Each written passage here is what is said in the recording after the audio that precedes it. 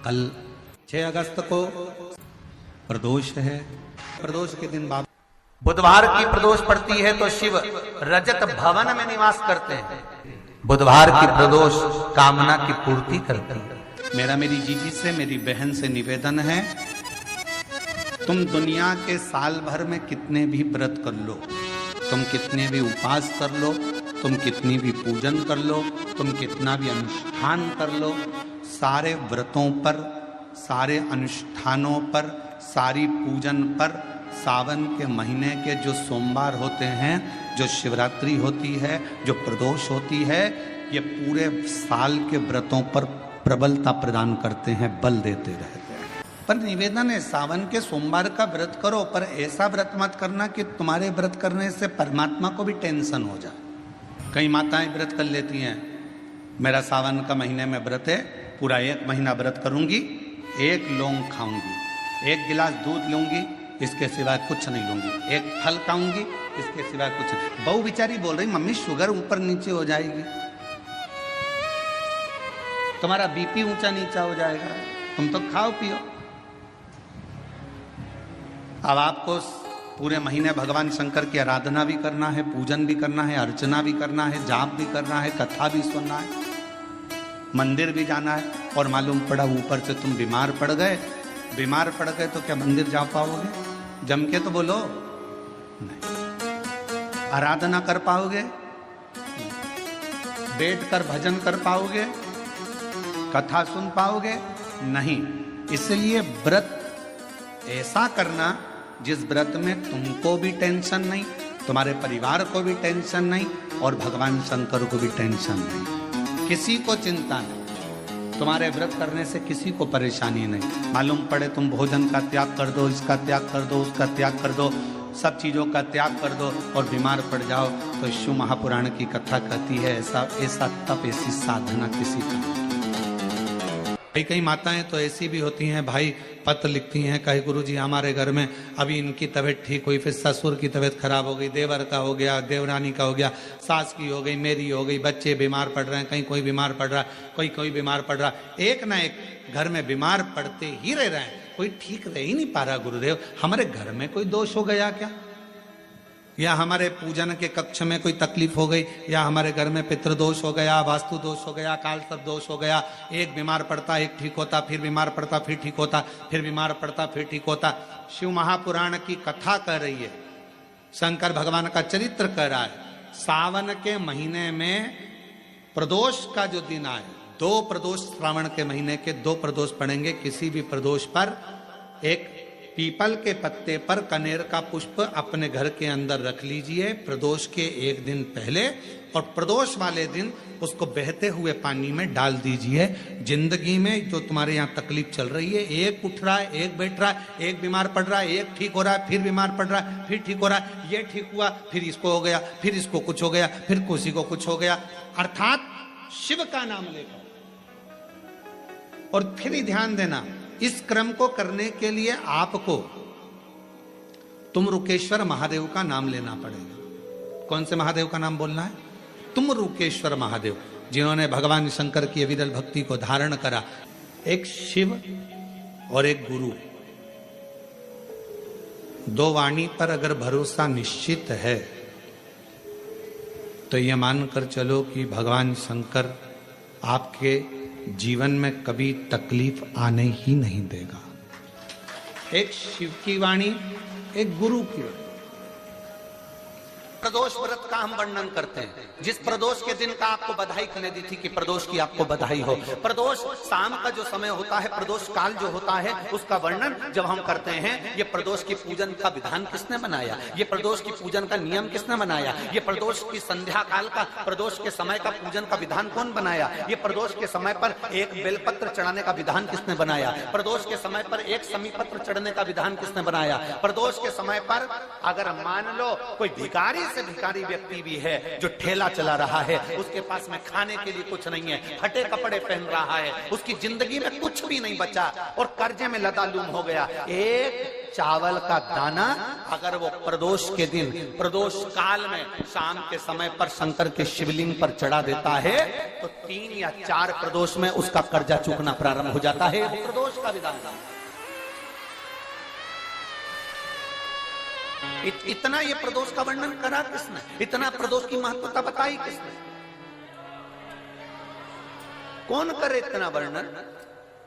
अगर प्रदोष की महत्वता बताने वाला कोई है, इसीलिए मेरे शंकर भगवान माता सती को लेकर कुंभज ऋषि के यहाँ, अगस्त ऋषि के यहाँ कथा सुनने के लिए गए थे, क्योंकि उनके बराबर कोई शंकर के महत्व को बता नहीं सकता और प्रदोष के महत्व को नहीं बता सकता। सती मैया को प्रदोष का महत्व बताने के लिए शंकर सती जी को लेकर कुंभज बाबा के यहाँ गए थे, अगस्त ऋषि के, कि प्रदोष के महत्व को तो जानो सती,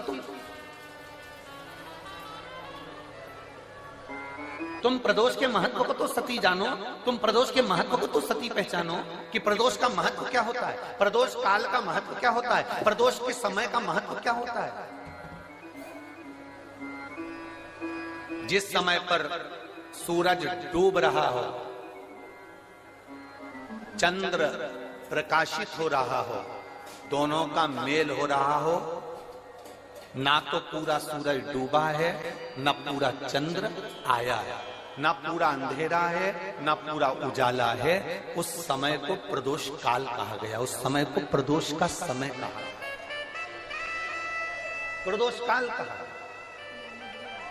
अब कई लोग हमसे कहते हैं, गुरुजी आप हमको प्रदोष का समय बताया करो कि प्रदोष काल किसको कहते हैं, प्रदोष का समय किसको कहते हैं।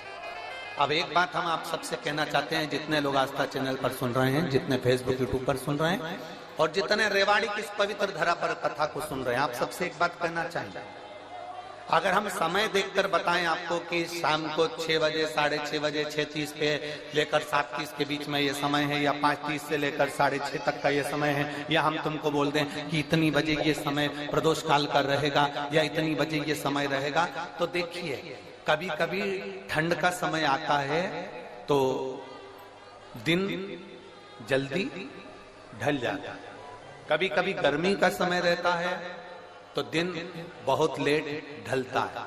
इसलिए समय की गणना से मत चलो, आप तो ये अंदाजा लगाकर रखो कि दिन ढल रहा हो, अंधेरा होना शुरू हो रहा, सूरज डूब रहा हो, चंद्र प्रकाशित हो रहा हो, अंधेरा अपना काम कर रहा है, सूरज ढलता जा रहा है, दिन कम होते चले जा रहा है और अंधेरा थोड़ा बढ़ते चले जा रहा है। इन दोनों का जो मिलन का समय हो, अब वो कितनी भी बजे, आप तो बस उसके मिलन का समय निकाल लो, वही समय प्रदोष काल कहलाता है, वही समय प्रदोष काल।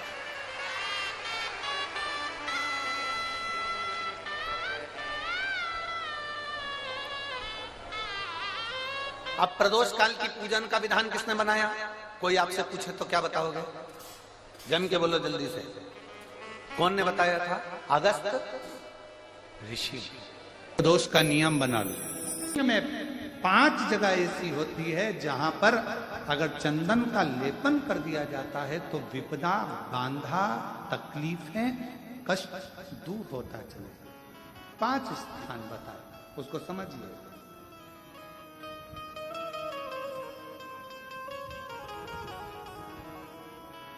जैसे इसको देखो, ठीक है, ये शिवलिंग को अपन मान लो, इसको जलाधारी मानो जहां से जल बहता, ठीक है। ये गोल भाग जलाधारी जिस पर शिवपिंडी रखिए, यहीं पर अपन गणेश जी, कार्तिकेय का स्थान, बीच में अशोक सुंदरी का स्थान मान लो। अब इसको समझिएगा। 5 स्थान बताए। पहला स्थान भगवान शंकर के पूरे शिवलिंग का मध्य भाग, ये पूरा जो शिवलिंग है शिव जी का, उस शिवलिंग का मध्य भाग प्रथम। द्वितीय है जहां पर गंगा का अविरल धारा निरंतर बह रही है, द्वितीय स्थान गंगा की धारा का मूल बिंदु शिखा। पहला, दूसरा। तृतीय स्थान उसी के सामने जो जलाधारी का पटका दिख रहा हो, दिखता है? जलाधारी का सामने का हिस्सा, भीतर का हिस्सा नहीं, जिस पे रखा है वो हिस्सा नहीं, सामने जो दिख रहा है।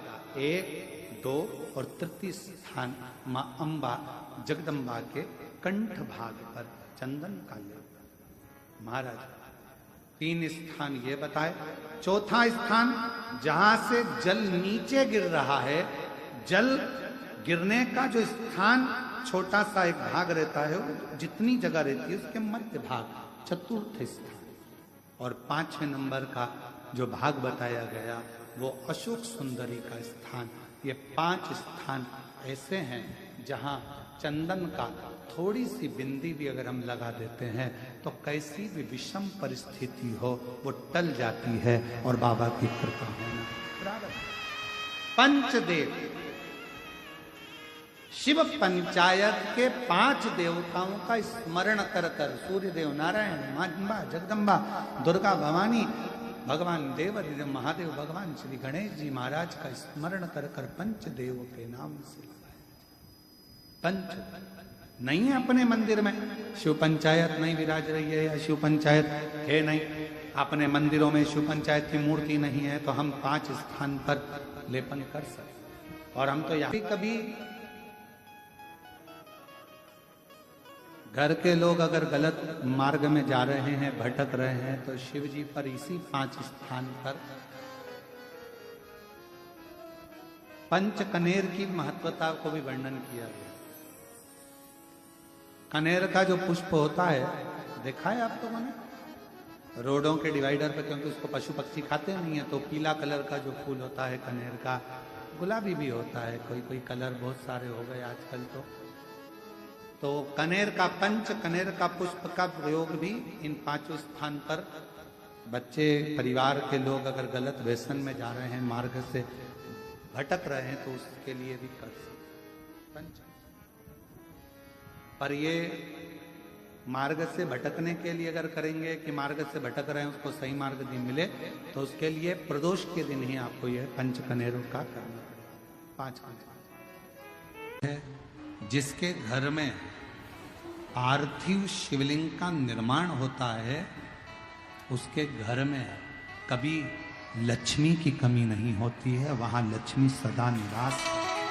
कि जिंदगी में कर्जा ही कर्जा डूबा हुआ है, कर्जे में लदालूम हो और कोई उन्नति हो ही नहीं रही, बहुत कष्ट में हो गए, तो प्रदोष के दिन बेलपत्री के वृक्ष के नीचे दीप लगाएं, शिव जी के मंदिर में जाकर दीप लगाएं और अपने घर के दरवाजे पर दीप लगाएं।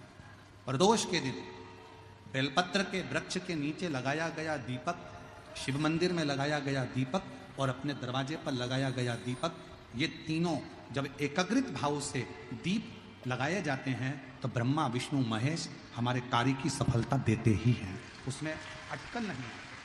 प्रदोष बन सके तुम्हारे पास में शिवालय हो या बेलपत्री का वृक्ष हो, वहां दीप दान अवश्य करना चाहिए। ईश्वर महादेव का नाम, 7 कनेर के पुष्प, 1 बेलपत्र। जिस समय पर कनेर का फूल बेलपत्र के साथ चढ़ाया जाएगा तो 7 कनेर के पुष्प सीधी बेलपत्र पर आपको रखेंगे। आपका भाग्य ठीक नहीं चल रहा, आपकी किस्मत ठीक नहीं चल रही, आपके ग्रह ठीक नहीं चल रहा है, नंदीश्वर के पास में बैठकर श्री शिवाय नमस्तुभ्यम बोलकर अशोक सुंदरी वाली जगह पर स्पर्श कराकर भगवान शंकर पर 7 फूल के साथ बेलपत्री की डंडी अशोक सुंदरी की साइड हो, ऐसा स्मरण करते हुए शिव को समर्पित कर वही बेलपत्री 5 बार नमः शिवाय या पंचाक्षर मंत्र, षडाक्षर मंत्र बोलकर वही बेलपत्री 3 प्रदोष 4 प्रदोष में प्रदोष आप चढ़ा रहे हैं, प्रदोष काल में वो बेलपत्री लाकर अपने पूजन वाले स्थान पर रखते जाओ। 1 बेलपत्री 1 प्रदोष पर लाओगे, अगला प्रदोष आएगा, आपके भाग्य बदलने में आपको खुद मालूम पड़ जाएगा कि आपकी किस्मत कैसे बदल।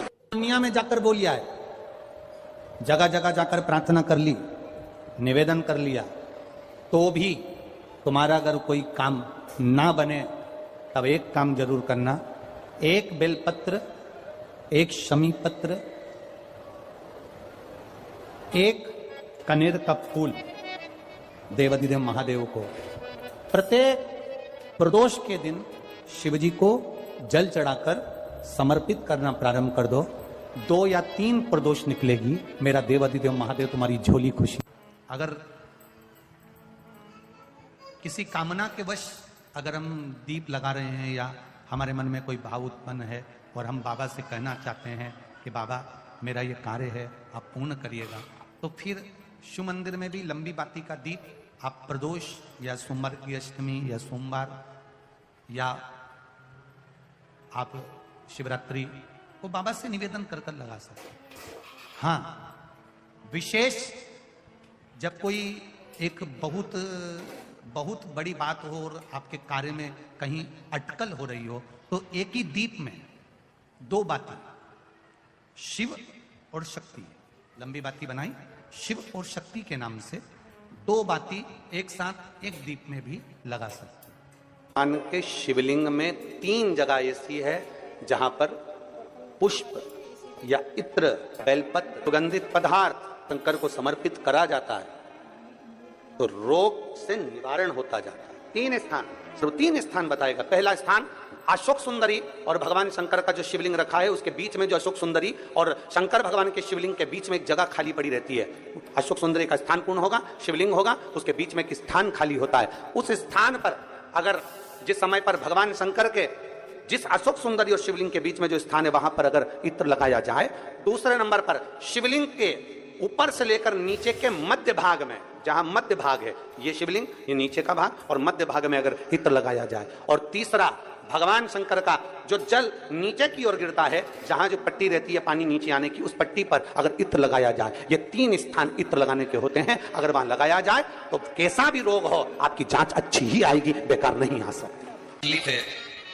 दुख की जिंदगी चल रही है, बेलपत्र लीजिए और 7 चावल के दाने इस बेलपत्र के मध्य वाली पत्ती पर रख लीजिए। पत्र 7 चावल के दाने मध्य पत्ती पर 7 चावल के दाने, पीला चंदन को घिस कर उसकी एक गोली बनाए, एक गोली गोल कर शिवपिंडी जैसी, शिवलिंग जैसी गोली बनाकर उस चावल के दाने पर रख लो। एक स्थान पर रखकर घर के अंदर ही उसका पूजन कर लो, कर दिए से आरती कर ऐसी कैसी ही बेलपत्र अशोक सुंदरी वाली जगह पर रख दीजिए। ये किसी भी प्रदोष के दिन या किसी भी सोमवार की अष्टमी के दिन या किसी भी विशेष शिवरात्रि के दिन आप ये एक बार केवल करना है और अपने मन की कामना कर उसको रखकर बाबा को घी का 2 दिया लगाकर आ जाना है। मेरा भोलेनाथ आपका हाथ पकड़कर आपको कंपटीशन एग्जाम में विजय दिलाएगा। प्रदोष के दिन यदि आपको कहीं से शमी पत्र मिल जाए, प्रदोष के दिन यदि कहीं से आपको शमी पत्र मिल जाए और प्रदोष काल में, प्रदोष का जो समय होता है, शाम का जो समय होता है प्रदोष काल, 4 प्रदोष 5 प्रदोष आप कर देखिएगा कि आपका कोई काम है, कोई नौकरी के लिए आप अप्लाई कर रहे हैं, कोई समस्या बड़ी विकट आ गई है, कोई तकलीफ विकट आ गई है, कोई समस्या विकट आ गई है, प्रदोष काल में अगर एक शमी पत्र भी आप घर के शिवलिंग को, अब ये करने के लिए आपको मंदिर पे शिवलिंग नहीं जाना, अपने घर में जो शिवलिंग, चाहे वो स्फटिक का हो, पारद का हो, कंकर शंकर का हो, लकड़ी का हो, जो शिवलिंग तुम्हारे घर में, कांच का हो, चाहे वो नर्मदा के कंकर का हो, नर्मदेश्वर हो, पाषाण का हो, जो शिवलिंग चांदी का हो, सोने का हो, तांबे का हो, पीतल का हो, जो शिवलिंग तुम्हारे, एक शमी पत्र यदि आप भगवान शंकर के शिवलिंग पर समर्पित कर रहे हो और उस शमी पत्र को उठाकर रात्रि को 9:15 की जो एक मुहूर्त होता है, एक समय होता है, जिस समय पर हम अपने मन की बात भगवान शंकर को कहते हैं, पूर्व में भी इसका वर्णन हम कर चुके हैं कथाओं में। उस 9:15 पर वो शमी पत्र को उठाकर एक कागज में, एक कटोरी में उसको रखते थे। 4 या 5 प्रदोष के उस शमी पत्र को अपने पास में रखिए और जिस कार्य के लिए जा रहे हो उसको जेब में ऊपर के भाग में उसको रखकर लेकर जाइए। आपका वो कार्य सफल होकर ही रहेगा, वो रुक नहीं सकता। वो शमी पत्र में इतना बल होता है, प्रदोष का जो शमी पत्र होता है वो बड़ा बलवान होता है, बड़ा। सोमवार, प्रदोष, शिवरात्रि, सोमवार की अष्टमी, ये वो तिथियां हैं, ये वो वार हैं। अगर कोई भूल से भी शंकर भगवान के शिवलिंग का निर्माण करता है या अपने घर में रखे हुए शिवलिंग पर शमी पत्र को समर्पित कर देता है तो जिंदगी में उसका बाल बांका हो ही नहीं सकता। प्रदोष के शमी पत्र में बल होता है, प्रदोष के शमी पत्र में। प्रदोष काल के समय पर बट वृक्ष के नीचे दिया लगाया जाता है। बट वृक्ष के नीचे लौंग का मात्र भोग रख दिया जाता है। लौंग मात्र, अगर बट वृक्ष के नीचे दिया लगाकर एक लौंग का जल या लौंग भगवान बटकेश्वर महादेव के नाम से भी अगर शिव को समर्पित करी है तो ये निश्चित है कि कर्जा कितना भी भारी होगा वो कर्जा चूकेगा जरूर और कहीं ना कहीं से लक्ष्मी की व्यवस्था देवाधिदेव महादेव करेंगे। 2 बातें